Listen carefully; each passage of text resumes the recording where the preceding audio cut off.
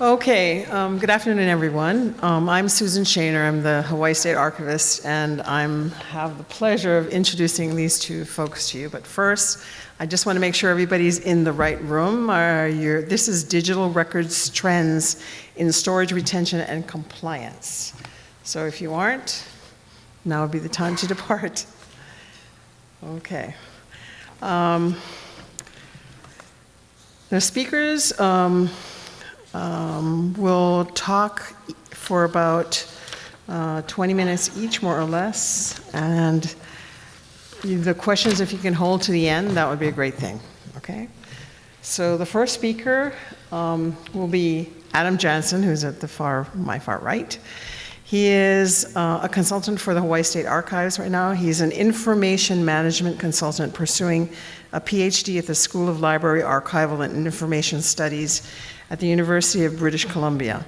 He holds an interdisciplinary MSc from Eastern Washington University in Business Administration and Computer Science, and has been part of the Inter Pares research project, first as a co-investigator and then a graduate research assistant, since around 2008. His research focuses on the creation, use, preservation, and forensic analysis of trustworthy digital records.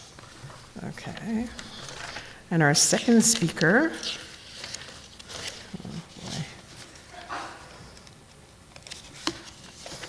oh, that's fun. Okay, sorry, is Jennifer Graff. She's the Senior Executive Consultant, Enterprise Content Management, Compliance, and e-Discovery, and is from IBM. Jennifer is currently employed at IBM, where she is a Senior Executive I already said this, Consultant, specializes in Enterprise Content Management, Compliance, and e-Discovery solutions. She has an extensive background in ECM, records management, legacy data cleanup, legal hold notification, e-discovery, and automated document capture. Jennifer has worked with many different organizations to install and implement records management, e-discovery, and capture solutions, and continues to expand her records management education by attending webinars, conferences, and reading records, e-discovery and classification, content management related literature. Jennifer is a member of AIM, the Association of Information and Image Management, and ARMA, Records Management Association, and has attended meetings and expos for many years. She has presented at the AAIM and ARMA conferences several times, including this year. Jennifer is a sought-after speaker on capture, business process management, BPM, e-discovery, records management, enterprise content management, and information lifecycle governance. Jennifer has spoken at many local FileNet, UserNet, AIIM meetings and conferences, ARMA meetings and conferences, and other conferences. Jennifer tweets about compliance, ECM, e-discovery, and records management, and you can follow her at Jennifer with the G-E-N-I-F-E-R Graff. Okay. All right, then. So I have to ask, with the Venn diagram from Don at lunch, how many of you identified yourselves in the center? I mean, really, when he gave the joke about enterprise server, how many of you thought, oh, I'm naming my next server Guinan? Okay, now we know who the real nerds are out in the group. First off, my apologies. Yesterday, I came down with an eye infection. I was at the emergency room getting some drops, so I'm having some problems seeing. So if I'm going like this and staring at my screen, you know why. So what I'm going to talk to you about is more of what is really coming down through case law as your responsibility as a state employee. And the real emerging trend is actually managing the content on those servers that a lot of you manage. It's not just keeping the servers up and running, but what do you do with everything that's on it too? Because we have some pretty clear legal requirements as state employees that I'm gonna help make you aware of, and some of the issues that you really need to consider how to address those. And some of you might have heard my talk before, and I apologize if the first couple slides are a repeat, but I love starting here. In 1597, Sir Francis Bacon wrote Scientia Potentia Est. And we know this because he wrote it down. Because it was done in a media that was able to survive the hundreds of years between now and then, and so we can benefit from his wisdom now. How many of our digital records can we do that in? Remember those little black things that we used to stick in slots that had a little hole in the center? About this big? Or if you're really old, they were about this big? Yeah. So we have a problem. But Don talked about the engineer to English. Does anybody do Latin to English? Should I do that for you? For thus also knowledge itself is power. It's an axiom that's very true now, more so now than it ever was. So why is it that records are important? Why do we have these requirements that are put on us? Well, if knowledge is power, records are how we store that knowledge. And we have to preserve these records so that future generations can benefit from them, so that they can learn from our successes and repeat them, and perhaps more importantly, learn from our failures and learn from them and hopefully not repeat them. But those of you with teenage sons know that just doesn't happen at that age. And it's getting to be increasingly more difficult. This is a graph from IDC that charts the numbers of emails produced daily. And you'll notice that the chart ends at 2009 at over 110 billion emails a day. If you continue that exponentially up, it really speaks to Tom Peters' quote of, "We are drowning in information, but we are starved for knowledge." And when you consider that records are power and knowledge is power, that's a problem. We're drowning, and we need to do better, which means we need to manage this stuff. We don't keep everything forever, and we don't pitch everything as soon as we've read it. There's got to be a happy medium in there somewhere. And part of that problem is that historically, these records were on paper. And everybody in their office had this metal thing, about yay tall, had 4 drawers in it, and when it got full, you had to do something. You actually had to manage the contents, put them in boxes, and send them off to trained professionals. Now that's no longer the case. Now you call up IT and go, "Hey, dude, yeah, my filing cabinet's full. Can I have filing cabinet 2.0, twice the capacity, half the footprint?" So this illusion of management has been replaced with this concept of infinite storage and Google Desktop. Search, yeah, it'll find it. So the basic skills of management, instead of being put in the hands of trained professionals and going into a file room, are now being lost.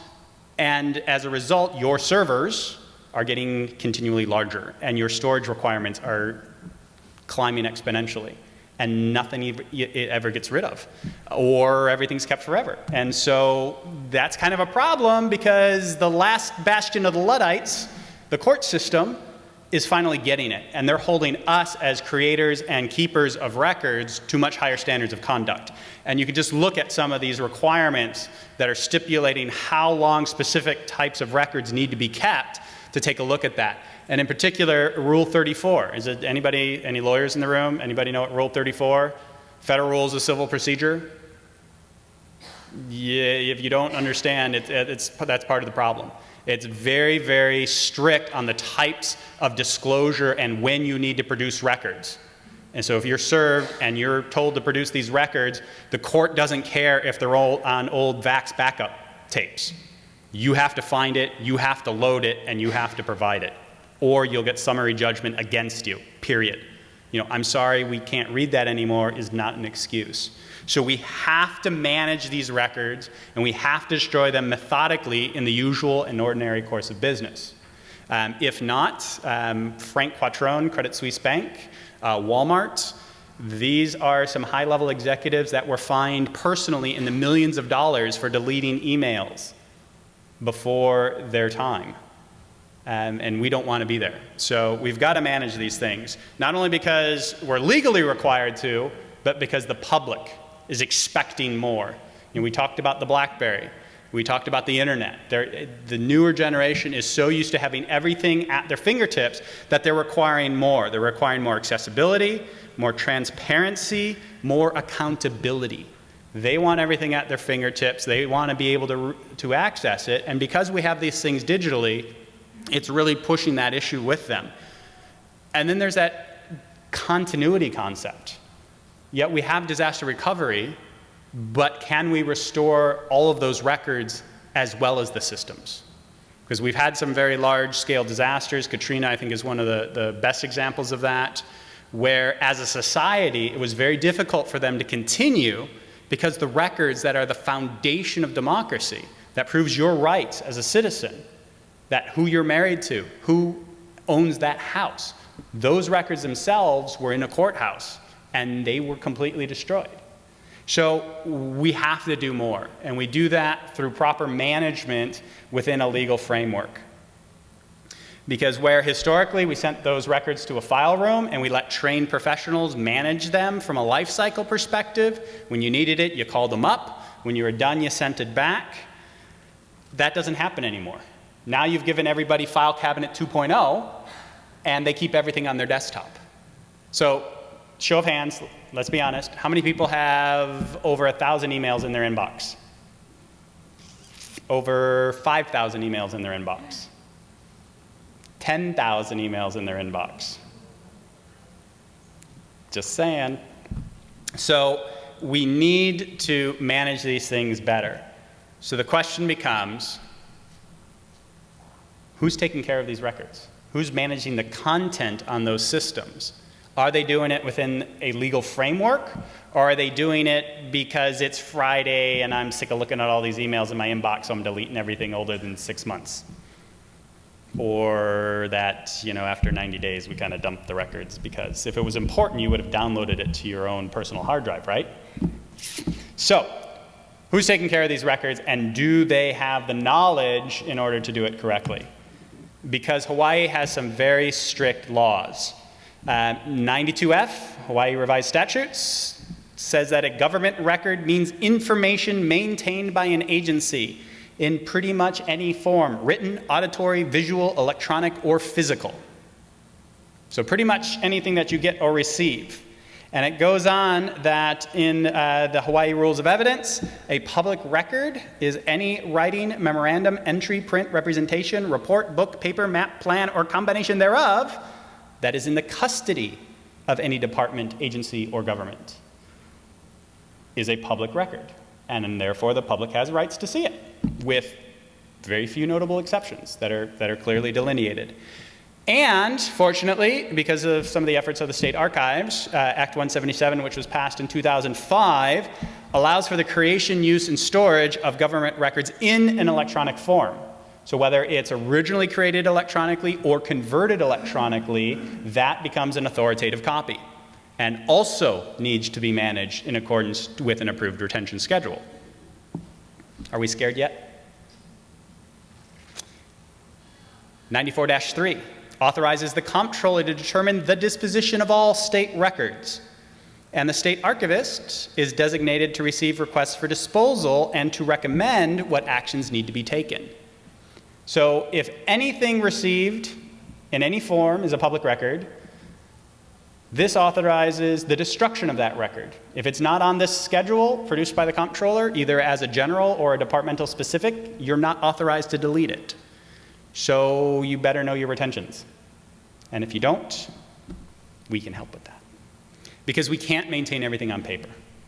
We have to recognize the beauty of electronic, because if we print everything out, we're very quickly going to get avalanched, and we will run out of office space. So we have to manage these things electronically, we have to do it within a legal framework, and we have to do it in the usual and ordinary course of business. So how do we do that? Well, the emerging trend really is electronic records management systems, electronic document management systems that go by a lot of different names. ECMs, electronic content management. But effectively, they are that intersection, that Venn diagram, the end-all, be-all, beautiful thing of file sharing, document management, records management, and collaboration, the ability to share those things amongst your team members.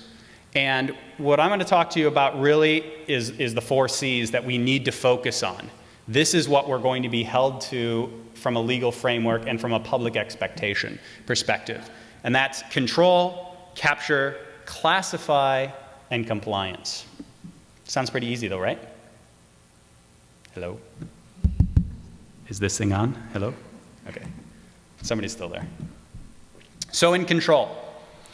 And control is really about the management aspects to it. It's defining the types of records that are being created, and ideally paralleling those along the retention schedules that you have either specific to your department or to those records that all agencies produce in the usual and ordinary course of business. You're going to hear me say that a lot, usual and ordinary course of business, because that helps you get around any of the legal potholes of, well, how come you didn't destroy anything for 6 months, and then suddenly right before I was going to do a story on your agency, everything got destroyed? That sounds a little fishy, don't you think?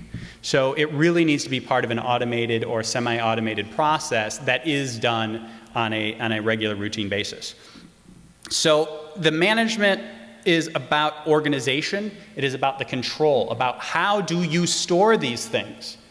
Have any of you come into a new position and inherited the previous person's computer and looked at their share drive or their C drive and went, I don't understand anything? Because everybody has their own filing system. Some people have no filing system. So how do you have some type of universal, understandable folder structure to be able to put these things in? And what metadata do you capture along with that? Is it a draft? Is it a final? How do you know? Because there's a very important legal distinction between the two. And how do you assign the rights of who can create, who can modify, and who can destroy? Because the last thing you want is a disgruntled soon-to-be ex-employee just go through and go, delete everything. And then you guys have to go to backup drive. And when's the last time the backup tape ran? And have you checked your backup tapes? Because the number of backup routines that actually fail are shockingly high.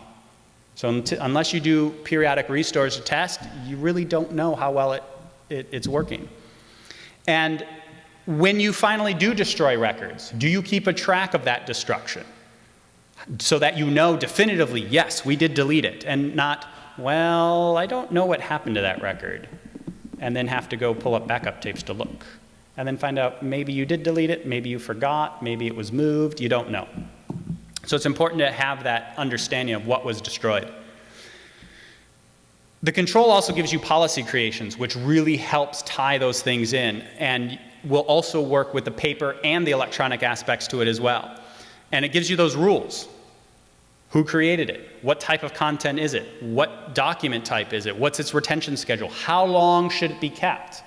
Because if you know the record only needs to be kept until month-end report roll-up, it's nice to know that so that you can destroy that at the end of the fiscal year, at the end of the biennium, at the end of the calendar year. Have it tell you, hey, this record's eligible for destruction. Can it go? And part of that is what type of metadata is being captured along with that, so that you know what it is and how long it needs to be kept. You know, simple things like that, so that you can comply legally with those requirements. And part of that is identity management. Who created it? A. Jansen. How many of you are going to remember who A. Jansen is 3 years from now? Yet that's the author of the document. That's the person who authorized the destruction.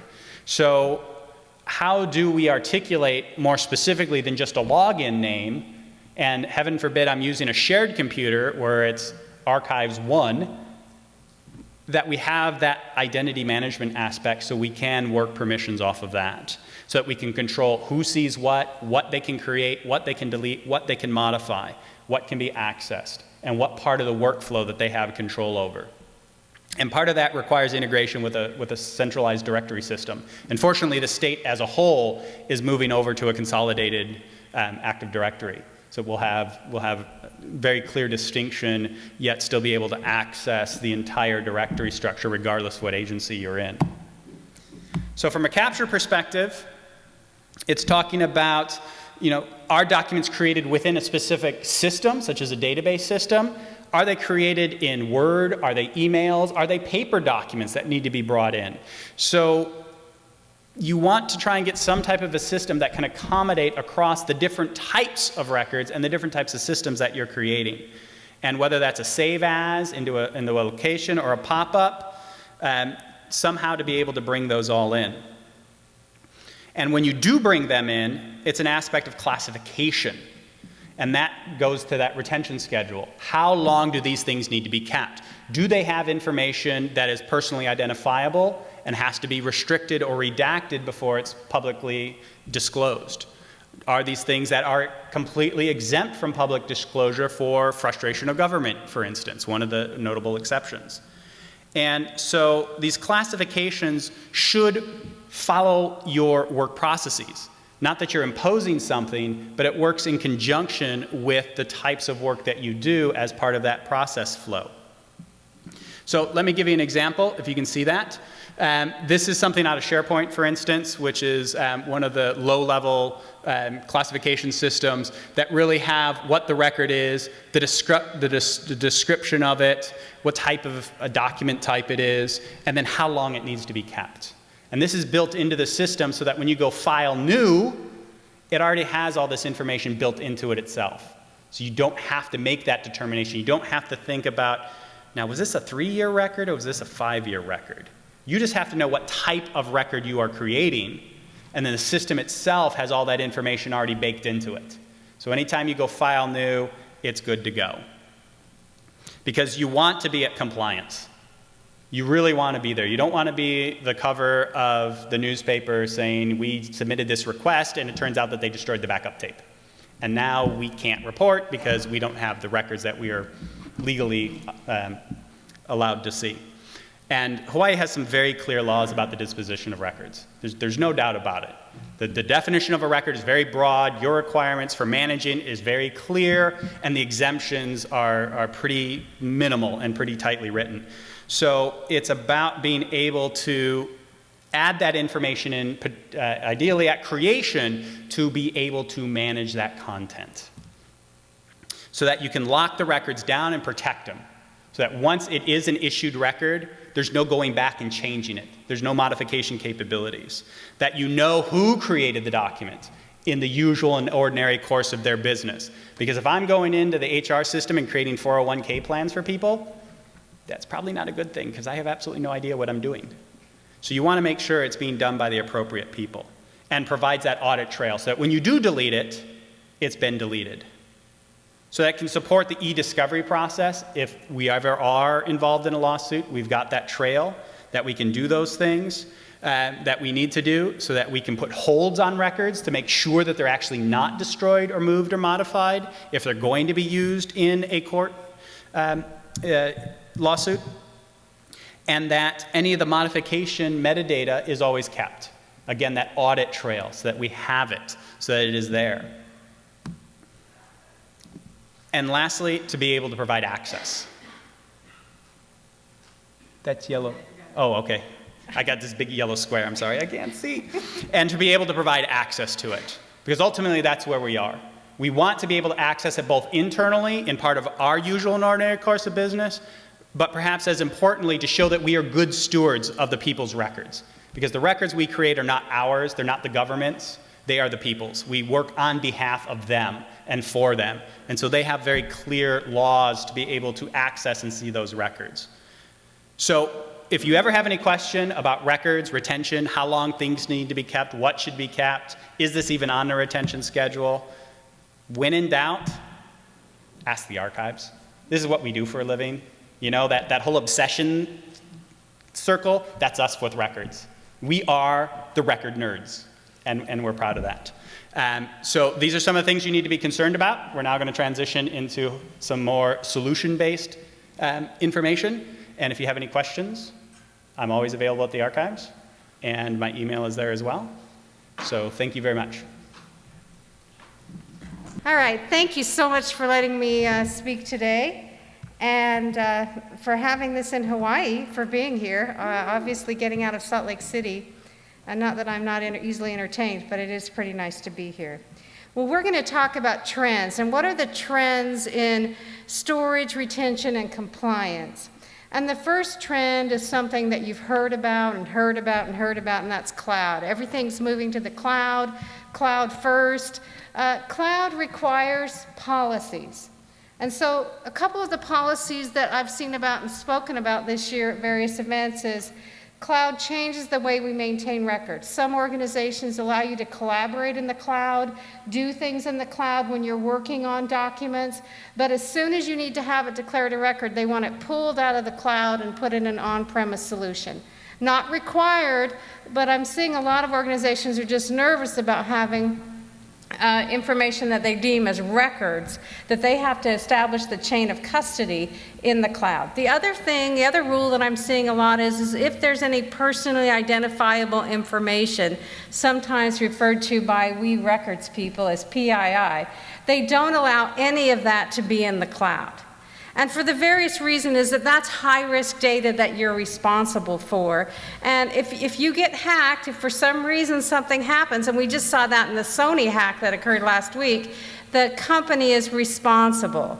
Now, one of the things that I do is I work with people on legacy data cleanup, and we found some tax returns on a server, unencrypted on a server, and we looked at it, and it was a woman whose tax returns were out on their server, and I had everything I needed to steal her identity. I had her address, I had her social security number, I knew how much money she made. It was great if I wanted to steal her identity. Not so much, that's not what I do. The problem is she'd left the company 5 years before. So if you don't do something to clean up your on-premise as well as your cloud solutions, you're just going to move the junk from your on-premise to the cloud, and then you'll have so much data you won't be able to meet the e-discovery requests that Adam was talking about. So cloud becomes important. You want to make sure your cloud solution, those contracts that you have in place, support your needs, and you want to make sure that you have retention and records management, some plan to get those records. The next trend is mobile. And by mobile, it's tablets, phones, whatever it is.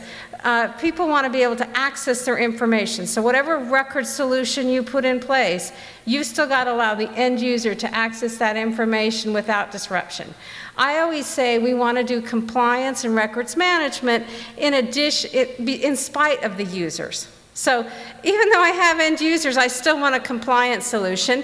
The other thing that I tell users is that if you need an email, a piece of content, a video, an audio file to do your job, then you keep it. But it should be kept, but you don't get to keep it. It needs to be somewhere where it's protected and that you can access it. So we need to get away from digital hoarding, just like the cat lady who has 200 cats. If you have 200 cat videos on your network server, you're hurting your company not just because of the storage it's taking, but because it's costing that organization money. So, you want to be able to keep the right amount of data, and you want to protect that data. Now, another trend we're seeing is data map. And what I mean by a data map is moving to a digital understanding of all of the information in your organization. So what we used to have in records management was a records inventory. So we knew where all the records were, who were the people that created records, that roster of where the records were created and how they physically were going to be received. But a data map is for all content, not just records. It's for every type of content. We want to know where information is. We want to know the servers, who creates it, the type of content it is. And it really provides insight to the type of content that your organization has. Now, at this point in the middle of my discussion, to wake you up, I'm going to try some of the time-released comedy from lunch. Enterprise server? No, you don't remember? ASCII? Okay. Wow, okay. I got thinking, man, we already forgot lunch. It's pretty, So now that we have our data map, which includes all your electronic information, record and non-record, then we want to look at, and the next trend in records really has nothing to do with records, and that is retention on non-records. So this might be a new concept for you, retention. I always say, and I've tweeted this out many times, and if you follow me on Twitter, this is some of the insight you'll get from following on Twitter. Isn't that exciting? But I always say that content should be like dairy. So every piece of content should have an expiration date.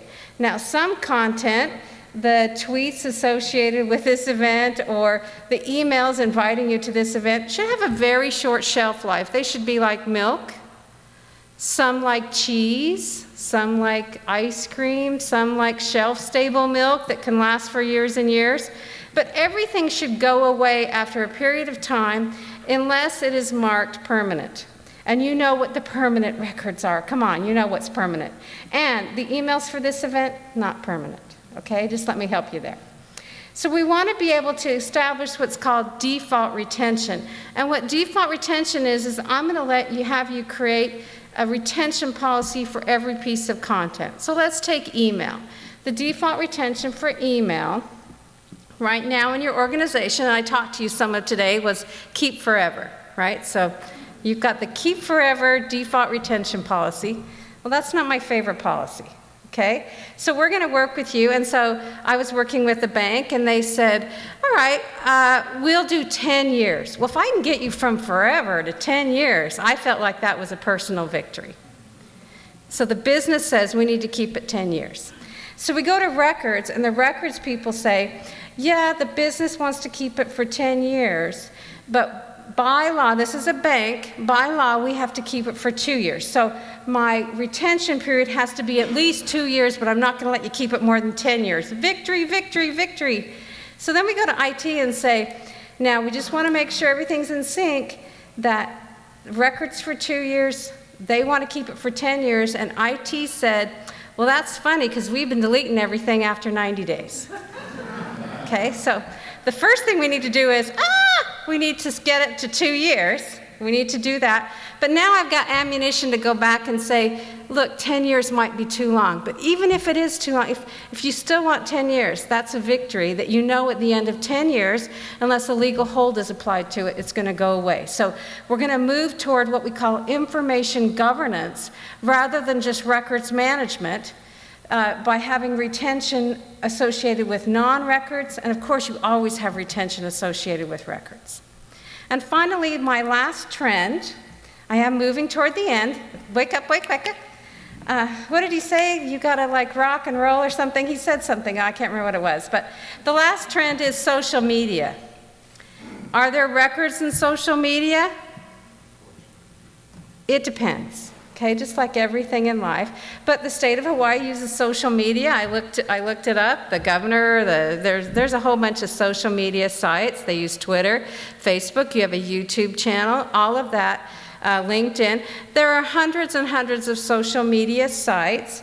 These are just some of the typical ones. So the first thing we need to look at is what are the official sites? Now, I work for IBM, no secret, it was announced, and I am not an official tweeter for IBM. Therefore, my tweets are not records, they're my own personal opinion, and therefore they're not captured, and you couldn't sue IBM for my tweets. Same kind of thing, you need to know who the official tweeters for the state of Hawaii are for each department, and those are the things that need to be captured. Now, how are we going to capture those? There are lots of tools. There's NARA, the National Archives, has released several documents, Google social media and records, and they've released a document on how to determine what a record is, and then they also released a document where they take the 300 solutions for social media capture and list those out. So I would refer you to just Google that. If you can't find that, I'm happy to help you look for it. But social media certainly is something that we need to be aware of and be using, and you may or may not have records. One of the more common things is, do you promise something? So if a bank promises an interest rate, those are obviously records, but do you promise a goods or service? Do you, is it only on your social media feed? Is it on some other website? That can certainly do it. And of course, the rule of thumb is treat it like other website data. So whatever records and retention policies you have for your websites, that's what you want to use for your social media. So in summary, these are my trends, the cloud. So everything's going to the cloud, and you've got to have policies in place to do it. Mobile, you want to allow users to use the tools they have, their phones, their tablets, in order to find information. Also, don't forget the cameras can be a scanner. And we're seeing that more and more as the cameras get better. That can be a mobile capture solution. We have a customer that owns a large ranch in California. They used to have problems with sprinklers or some other problem. They would write up a work report, and at the end of the day, they would drive in and type it into a system. Now they just take a picture of whatever the problem is, and with their tablets, they immediately send out start a work process to get the ticket open and get someone dispatched to fix the problem. It's cut down the time, certainly, because they're not waiting until the end of the day. So that's another use for the mobile, is it's going to be capture. The data map moved from just records management to a data architecture map of all of your information. Default retention, everything gets an expiration date unless it's a record or marked as permanent. And finally, social media. And with that, we'll move into questions. Are there people with questions? 2 nerds, no waiting. We're here to answer your questions. And we practice from our morning talk, too. So we're ready for this. No questions? Were we Did that we good? stun you? Are you stunned in silence? Yes. Yeah, what is the difference between a record and a non-record? So, great question. So not everything that gets created is a record. It just depends on if it complies with the records policies. And Adam talked about some of those questions. And that is a great question. Let me tell you what our view of records are, please. If you want the definition to show you what a records nerd I truly am, off the top of my head, I would have to say that would be any document made or received in the usual and ordinary course of business and set aside as evidence of that activity for future reference. So it doesn't fit that definition. I know, sure. But the key there is it made or received in the usual and ordinary course of business? And do you need it as part of an activity that you participated in? That helps. Is it a record or is it not? Cake in the lunchroom. Does that have anything to do with your usual and ordinary course of business? That makes it kind of non-record material. And so that can get rid of in a much shorter time period. But almost every record produced in the state is on a retention schedule. And those are on the State Archives website that you can have access to. Plus those things that are specific to your department, there's also departmental record schedules that help you make that determination. Is this a record or is it not? So things that really have limited value, like come to this meeting, or let's meet for lunch, or I'm on vacation next week, those may not be a record. Like I said, the record team is going to help you make that determination. And their value, their shelf life is very short. Whether you're on vacation this week or next week, in 2 years, it's really not going to be that meaningful if we have information, unless we need that for some lawsuit. And that, if we were to need that, it would be under a legal hold and it would be kept regardless of whether it were a record. More questions? See, that wasn't painful. We didn't bite him. Come on. Bueller? All right, Adam, I'll ask you a question. Yes, please. How long have you been in records management? I've been in records management since 1994. Okay. I started out as a chemical engineering major and decided I wanted something much more fun and adventurous. More questions? I'm going to have to ask Adam another question, and I'm at a loss here, so I'm thinking. What was I supposed to say? What did he say we were supposed to say when we're thinking? That's a great... That's a great question. Let me tell you about our view on records management, why I'm thinking about what it is I'm supposed to be saying. When the pharmaceutical industries opened up social media, they had to address problems like people where to put on the website questions about drugs or adverse events. That would then become a possible channel for reporting adverse events, which are kind of regular. So I can understand records outbound by somebody tweeting from government, but what about inbound? Same kind of thing. So for certain so banking, pharmaceutical, other kinds of things, they do capture that information. And that's where capturing it becomes so important, that you have somebody monitoring that, monitoring your use of that company name in tweets. We've seen that with airlines where they didn't monitor and let something go viral, like the broken guitar for a long time, didn't do that. But you're absolutely right, and that's why that capture, that NARA capture document becomes so important, because it tells you how to capture those things. it can be, Twitter can be an excellent customer service tool. I played around with DirecTV for 6 months trying to get a credit when they overcharged me. Finally, I tweeted it out, and within 10 minutes, they were following me, and within 15, they had resolved it. So it's different people. So 6 months to 15 minutes, I kid you not. It's different people, but you have to be monitoring that, and that's where those capture tools come in. The other thing is that on Twitter and with Facebook, there are metadata that are part of that, and you need to make sure that you capture that. With Twitter, there's 150 characters, and that does not include the likes and the retweet names. And so does it matter if something got retweeted 1 million times? Does it matter to your marketing department? It may to the marketing, but not in records management. Those are the kinds of things with a policy, and that capture document can tell you how to capture those tweets. Right now, the tweets and the Facebook posts, the Instagram, those are all in XML, so raw XML. And so you've got to decide, are we going to leave it in raw XML and try and get a viewer, or are we going to convert them to a format? Sometimes people convert them to MSG so they can use their e-discovery tools and their analytic tools they use for e-discovery on those MSG, or sometimes they convert them to an archival format, PDFA.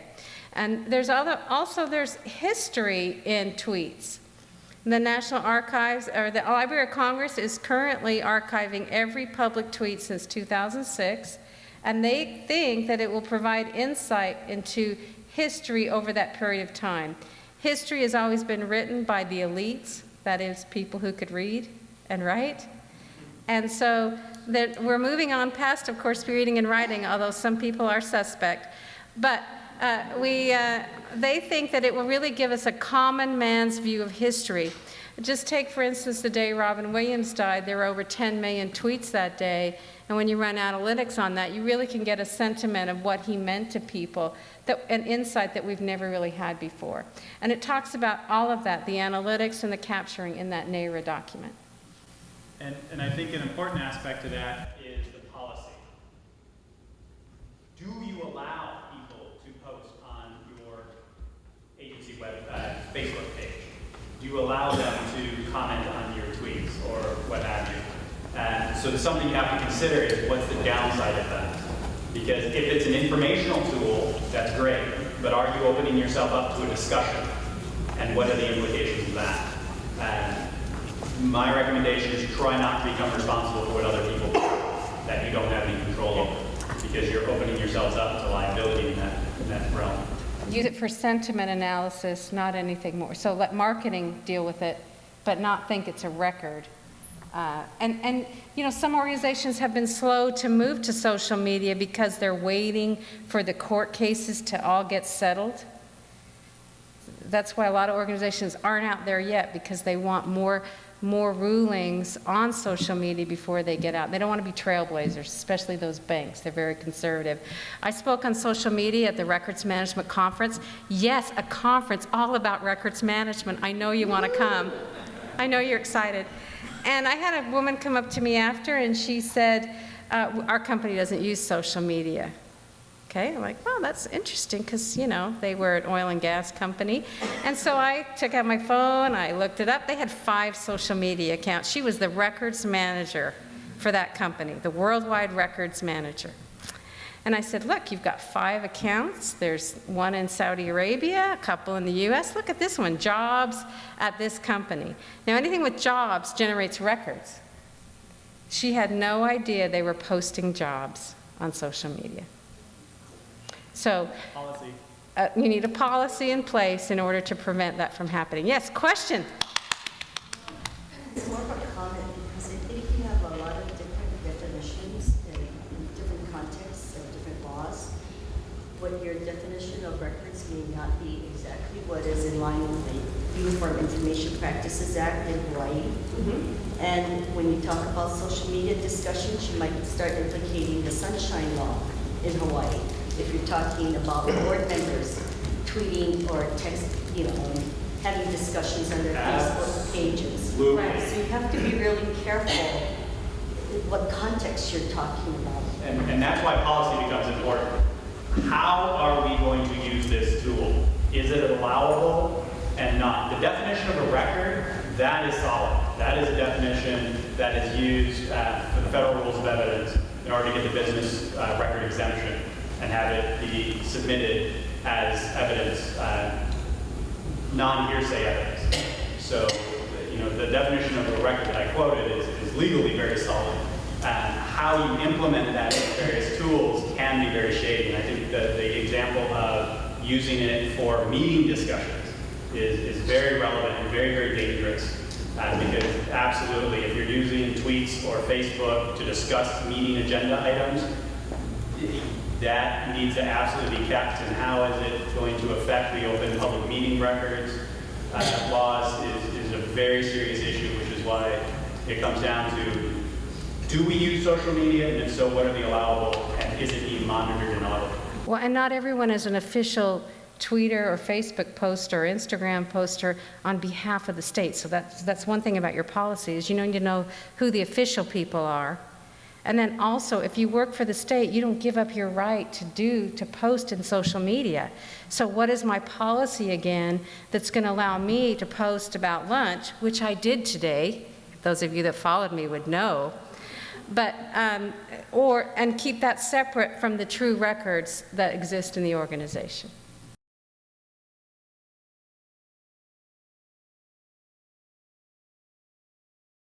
You know, because there was the recent election and appointed officials, and my question is that if you're corresponding with the previous administration, the directors, the deputies, or elected officials, when they change, do you keep those records?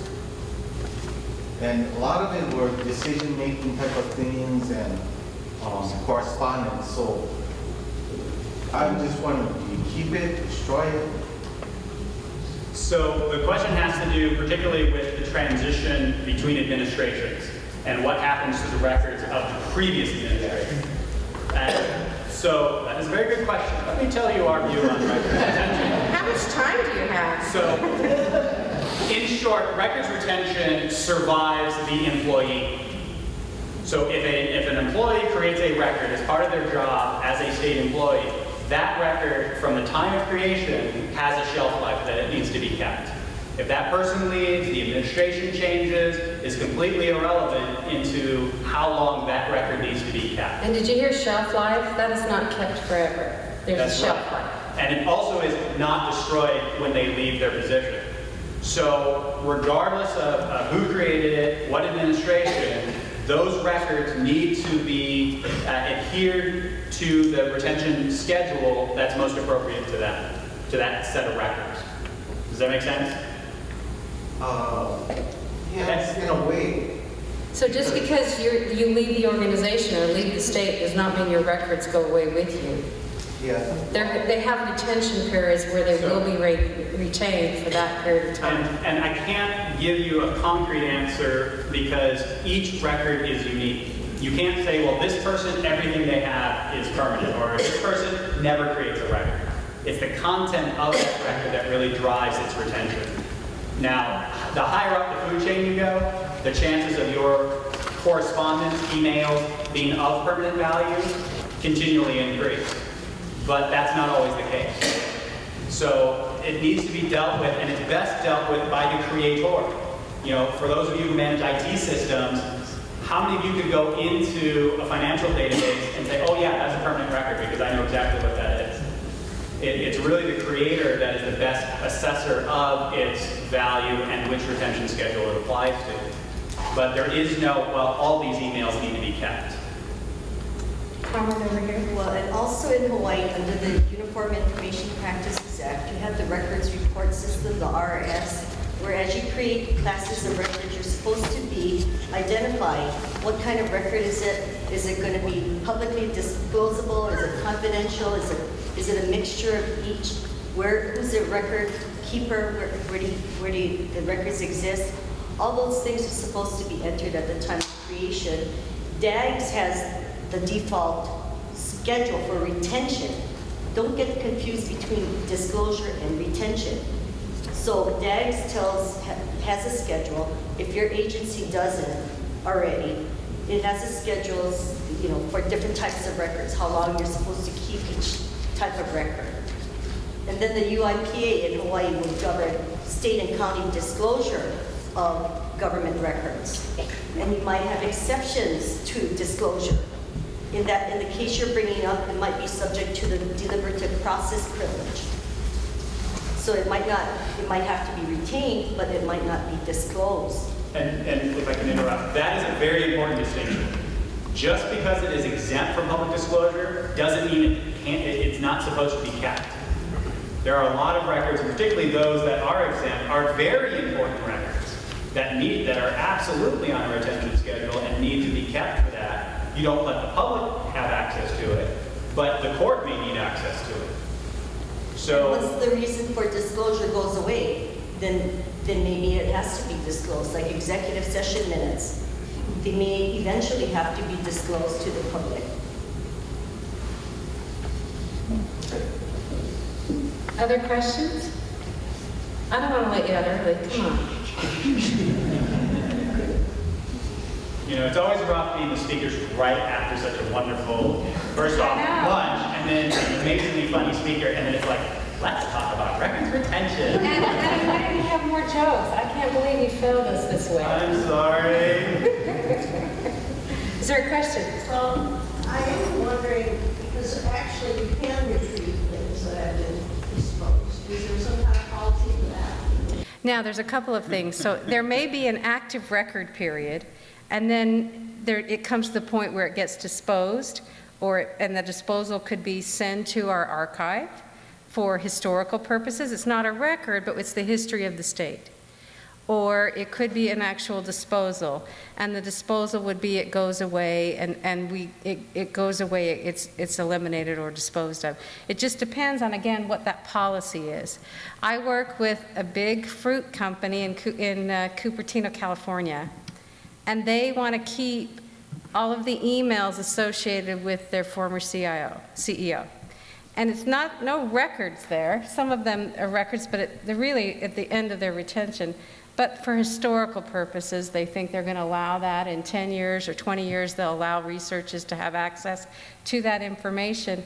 So it's not a records per se. They were records at one time, but there's historical information there that they want to keep. And that's a very important distinction to make, is just because it was a record once, just because it was classified top secret, confidential, it wasn't disclosed, etc., doesn't mean eventually it might not move to the archive. It may not go away.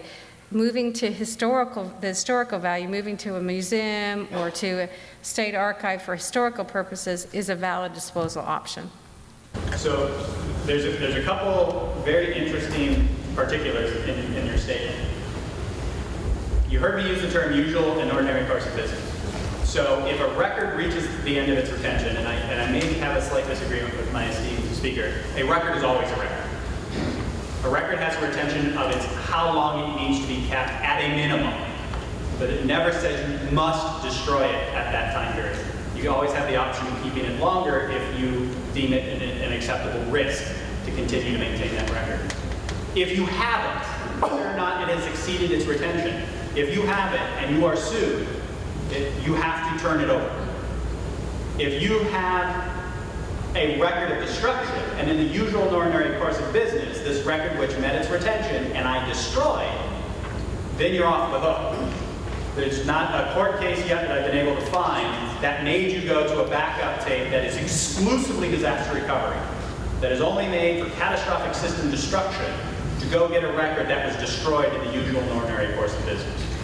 So the key there is if you keep it, it has to be disclosed. So don't keep things longer than you have to, because you're just making more work for yourself in many, many ways. And if you do destroy it, it's best to have a record of its destruction to prove why you no longer have it. It's actually very hard to really destroy. Absolutely. What it is forensically, yes, I can go into your hard drive, and unless you've overwritten it 3 times, I can forensically go and retrieve it. But the courts don't make you do that if, in a usual and ordinary course of business, you have destroyed the record. They understand that. They're not going to make you go through this insane, arduous task of having to retrieve a record that you destroyed as part of your business.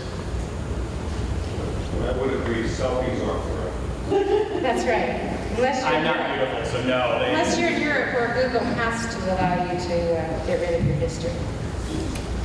Other questions? And I have another comment, because Yes. you're talking about in the context of litigation and what the courts will require you, they'll go into the metadata and everything. Under the UIPA, we don't require you, we don't consider metadata to be records, not at this point. So we wouldn't require you to go back and recreate emails that were already destroyed. We just say the records that you have to produce, if you're requested for them, would be those that you maintained. Whether you can download them from your computer or you have already created a paper copy and put it in your file, that's something that you maintain and would have to produce. But if it was only kept in your computer and it's been destroyed, under the OIP will not get into what was the metadata behind it and go back and recreate it. That would be possible maybe under a court order. So remember the distinction. What are we talking about here?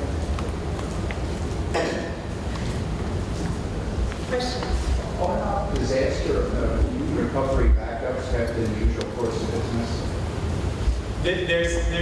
There's some interesting legal debate about that. If your and this is very important to all of you, if your disaster recovery tapes are exclusively disaster recovery, protection against catastrophic system failure, then you have some level of protection against having to go into it to retrieve a deleted record.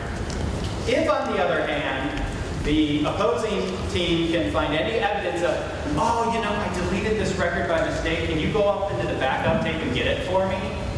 You do that, you've now opened up all of your disaster recovery tapes to disclosure. And your policy should be to get rid of them, not keep them very long. So, and again, disaster recovery, catastrophic system failure only, not protect against somebody being stupid and hitting the delete button when they really shouldn't. If you ever go back and pull something off because somebody accidentally deleted something, you're opening yourself up to a world of hurt. Your policy should be that it went away, and you shouldn't have old tapes. I was telling someone at lunch, I went to a telecommunications company, and they had 250,000 backup tapes in a storage room.